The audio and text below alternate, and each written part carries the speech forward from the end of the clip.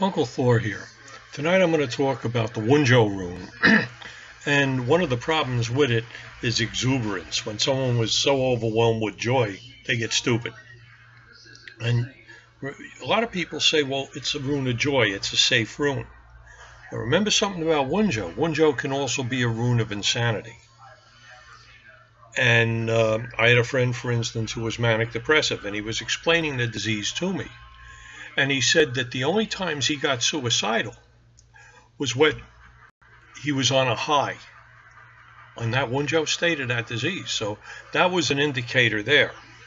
But all runes have that other side. For instance, going back to the Viking age, it's been known that the Urus rune can be used to make someone dizzy. You know, that idea of a strength that's overwhelming. And I saw an object lesson on that about 40 years ago in the New York subway. I always stood a little bit back from the platform. There was a young man standing right close to it, and he was about 3 feet away from me, maybe 3-4 feet. And all of a sudden, he had his head down, and it looked like he took a whiff or something. All of a sudden, he was like shaky. I thought he was going to fall. So I got my hand on his shoulder, just kind of steadied him, and I said, "Are you okay?" He says, "Yeah."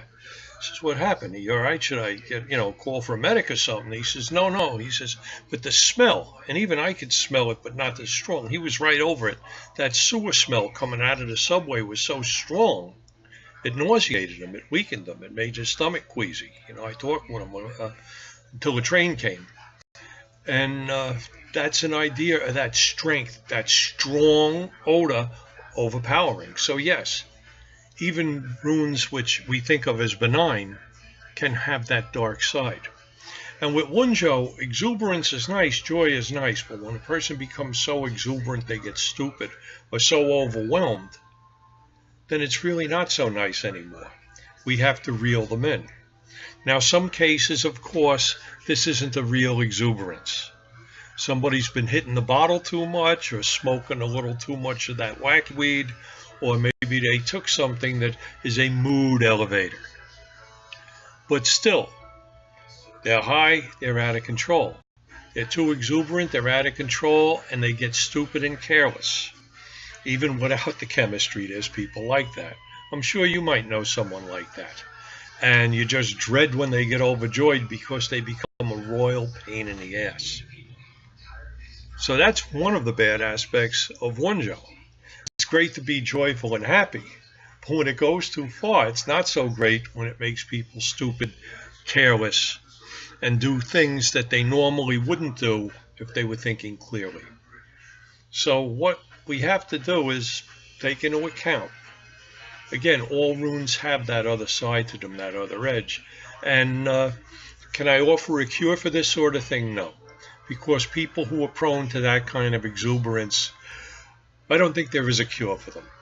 They're usually wonderful people, they're amusing as hell, but when they get into that high state of mind, you got to be anywhere but around them, because something's going to break, something's going to fall, they're going to get themselves into trouble, they're going to do something extremely stupid, like try and jump from the second floor balcony into the swimming pool. Yeah, I've seen that kind of thing, and whoopee, I'm invincible.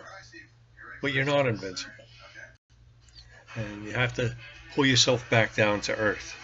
And that's what the danger of Wunjo is. It stops rational thinking, and people are living on the whim and the mood, and it does give them an almost invulnerable, bigger-than-life feeling. Just something to consider. This is Uncle Thor. Have a good one.